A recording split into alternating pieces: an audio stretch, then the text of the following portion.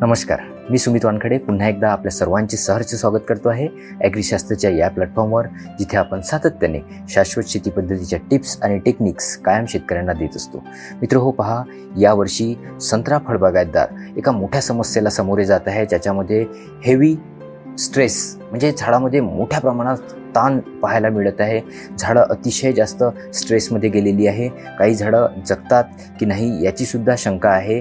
अशी परिस्थिती यावर्षी आहे. आणि यामध्येच जेव्हा आता मान्सूनचा पाऊस येईल, जेव्हा वातावरणामध्ये मॉइश्चर येईल, जमिनीमध्ये मॉइश्चर येईल, तेव्हा जे आंबिया बहाराचे फळं झाडांवर आहे त्यांच्यासाठी एक धोक्याची एक परिस्थिती इथे तयार होत असते जून महिन्यामध्ये.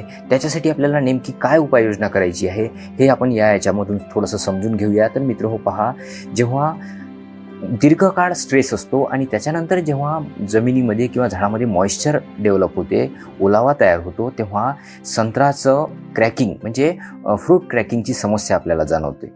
आणि अशा समस्येला कसं आपल्याला सामोरं जायचं आहे, काय नियोजन आपण ठेवलं पाहिजे, त्याकरिता आपण जेनक्रेस्ट या कंपनीचं 6018 हा जो ग्रेड आहे, या ग्रेडचा आपण तिथे वापर करायचा आहे. याच्यामध्ये फोर्टिफिकेशन झालेलं आहे बोरॉन, मॅग्नेशियम तसंच कॅल्शियमचं.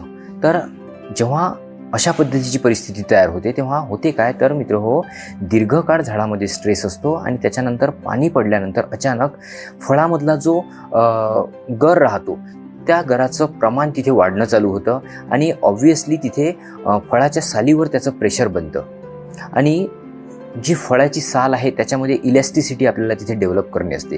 म्हणजे त्याच्यामध्ये लवचिकता तिथे तयार करणे असते, जेणेकरून फळाचा गर आणि वरची साल याच्यामध्ये सुसंगतता तयार होईल आणि फळ हे युनिफॉर्म राहील, त्याच्यामध्ये तडा जाणार नाही, त्याच्यामध्ये क्रॅकिंगची समस्या जाणार नाही. करिता आपल्याला तिथे पोटॅश, कॅल्शियम, बोरॉन याचं समांतर तिथे पूर्तता करायची आहे. त्या अन्नद्रव्याची पूर्तता करायची आहे आणि एक समान तिथे जमिनीमध्ये ओलावा ठेवायचा आहे. म्हणजे दीर्घकाळ स्ट्रेस असेल आणि त्याच्यानंतर ओलावा असेल आणि तो ओलावा कायम राहिला पाहिजे याची आपल्याला तिथे काळजी घ्यायची आहे. त्यासोबतच मित्रहो, पहा, आपल्याला जमिनीतून बोरोनेटेड कॅल्शियम नायट्रेट या घटकाचा तिथे वापर करायचा आहे, ज्याच्यामध्ये साधारणतः 5 किलो प्रति एकर प्रमाणे तुम्ही जमिनीतून याची अडवणी करू शकता किंवा ड्रिप फर्टिगेशन तिथे चालवू शकता.